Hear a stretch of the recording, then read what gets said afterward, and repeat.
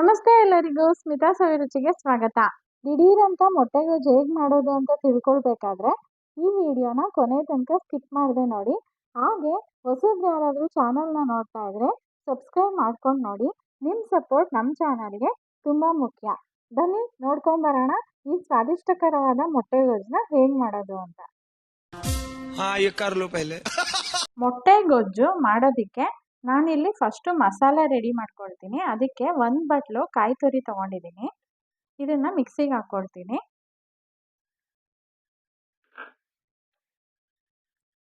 ಒಂದೂವರೆ ಚಮಚದಷ್ಟು ಸಾಂಬಾರ್ ಪೌಡರ್ ತೊಗೊಂಡಿದ್ದೀನಿ. ಇದನ್ನು ಹಾಕ್ಕೊಳ್ತೀನಿ. 2 ಹಣ್ಣಾದ ಟೊಮೊಟೊನ ಕಟ್ ಮಾಡಿ ಇಟ್ಕೊಂಡಿದ್ದೀನಿ. ಇದನ್ನು ಸೇರಿಸ್ತೀನಿ ಮಿಕ್ಸಿಗೆ. ಈಗ ಇದನ್ನ ನೀರು ಹಾಕ್ಬಿಟ್ಟು ನುಣ್ಣಗೆ ರುಬ್ಕೊಂಬರೋಣ.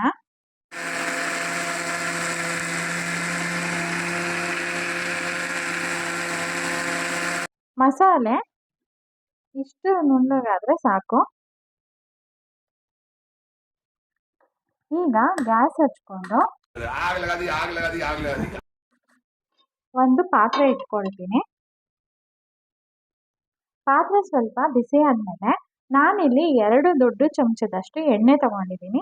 ಇದನ್ನ ಸೇರಿಸ್ತೀನಿ. ಎಣ್ಣೆ ಬಿಸಿ ಆಗಿದೆ. ಈಗ ನಾನು ಅರ್ಧ ಚಮಚದಷ್ಟು ಸಾಸಿವೆ ಸೇರಿಸ್ತೀನಿ ಒಗ್ಗರಣೆಗೆ.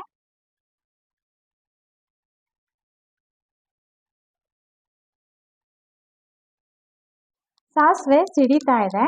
ಈಗ ನಾನು ಅರ್ಧ ಚಮಚದಷ್ಟು ಸೋಂಪುನ ಸೇರಿಸ್ತಾ ಇದ್ದೀನಿ.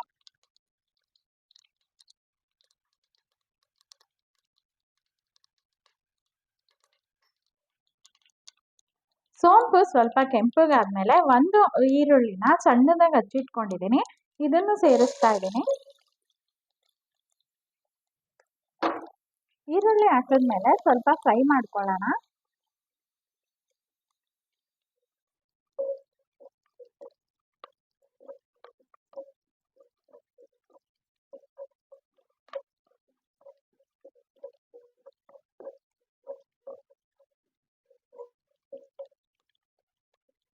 ನೋಡಿ, ಈರುಳ್ಳಿ ಸ್ವಲ್ಪ ಟ್ರಾನ್ಸ್ಪರೆಂಟ್ ಆಗಿದೆ. ಇಷ್ಟಾದರೆ ಸಾಕು. ಈಗ ನಾನು ರುಬ್ಬಿಟ್ಕೊಂಡಿರೋ ಅಂಥ ಮಸಾಲೆನ ಇದಕ್ಕೆ ಆ್ಯಡ್ ಮಾಡ್ತೀನಿ.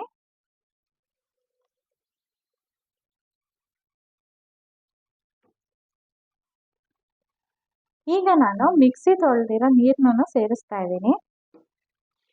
ಈ ಗೊಜ್ಜು ಸ್ವಲ್ಪ ಗಟ್ಟಿಯಾಗೇ ಇರಬೇಕು. ಆದ್ರಿಂದ ಸ್ವಲ್ಪ ನೀರು ಆ್ಯಡ್ ಮಾಡಿ, ಜಾಸ್ತಿ ಆ್ಯಡ್ ಮಾಡ್ಕೊಳ್ಬೇಡಿ. ಕೊನೆಯದಾಗಿ ಗೊಜ್ಜಿಗೆ ರುಚಿಗೆ ತಕ್ಕಷ್ಟು ಉಪ್ಪನ್ನ ಸೇರಿಸ್ತಾ ಇದ್ದೀನಿ.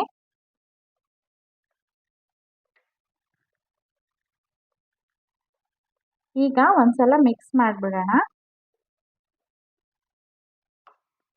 ಮಿಕ್ಸ್ ಮಾಡಿ ನಾನು ಲಿಡ್ ಕ್ಲೋಸ್ ಮಾಡಿ ಇದನ್ನ ಚೆನ್ನಾಗಿ ಕುದಿಯೋದಕ್ಕೆ ಬಿಡ್ತೀನಿ. ಗೊಜ್ಜು ಸ್ವಲ್ಪ ಹೊತ್ತು ಕುದ್ದು ಗಟ್ಟಿ ಆಗ್ತಾ ಬಂದಿದೆ. ಈಗ ನಾನು ಲಿಡ್ ಓಪನ್ ಮಾಡ್ತೀನಿ.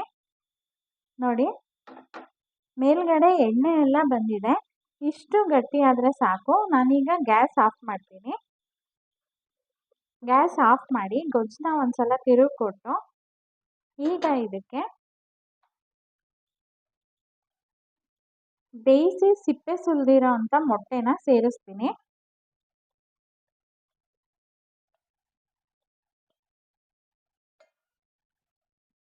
ಆಮೇಲೆ ಲಿಡ್ ಕ್ಲೋಸ್ ಮಾಡಿ ನಾನು ಸಿಮ್ಮಲ್ಲಿ 1 ನಿಮಿಷ ಇದನ್ನು ಬಿಟ್ಬಿಡ್ತೀನಿ.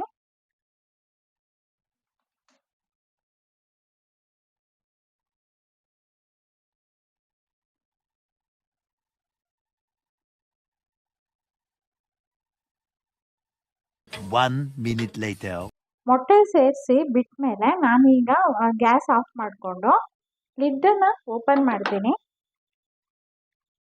ಈಗ ಮೊಟ್ಟೆಗೆ ನಾನು ಮಿಕ್ಸ್ ಕೊಡ್ತೀನಿ. ನೋಡಿ, ಮಸಾಲ ಎಲ್ಲ ಮೊಟ್ಟೆಗೆ ಯಾವ ಥರ ಕಚ್ಕೊಳ್ತಾ ಇದೆ ಅಂತ. ಈ ಕನ್ಸಿಸ್ಟೆನ್ಸಿ ಗೊಜ್ಜು ಬಂದರೆ ಸಾಕು. ಈಗ ಇದನ್ನು ಸರ್ವ್ ಮಾಡ್ಕೊಳ್ಳೋಣ.